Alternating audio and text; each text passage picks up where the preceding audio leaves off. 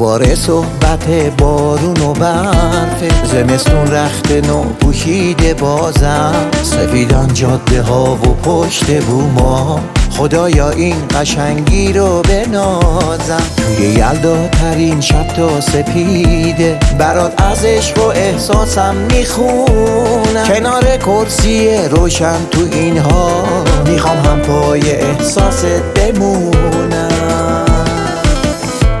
یه شب یلدا تو هر ساله، ولی تو واسم یلدا ترین شبهای خوبی، یه حس مشترک انگیزه نام که هر لحظه توی قلبم میکوبی. دلم میخواد تو این شبهای زیبا از این یلدا برات دنیا بسازم، تو این دنیا تموم زندگیمو به پای عشق و احساست ببازم.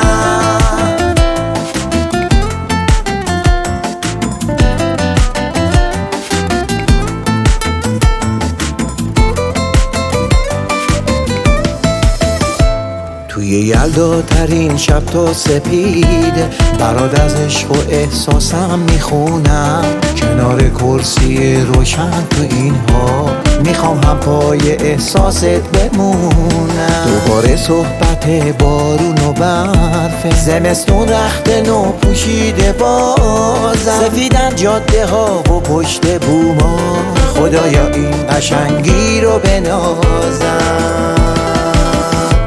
یه شب یلدا تو هر ساله، ولی تو واسم یلدا ترین شبهای خوبی، یه حس مشترک انگیزه نام که هر لحظه توی قلبم میکوبی. دلم میخواد تو این شبهای زیبا از این یلدا برات دنیا بسازم، تو این دنیا تموم زندگیمو به پای عشق و احساست ببازم. یه شب یلدا تو هر ساله، ولی تو واسم یلدا ترین شبهای خوبی، یه حس مشترک انگیزه نام که هر لحظه توی قلبم میکوبی. دلم میخواد تو این شبهای زیبا از این یلدا برات دنیا بسازم، تو این دنیا تموم زندگیمو به پای عشق و احساست ببازم، به پای عشق و احساست ببازم.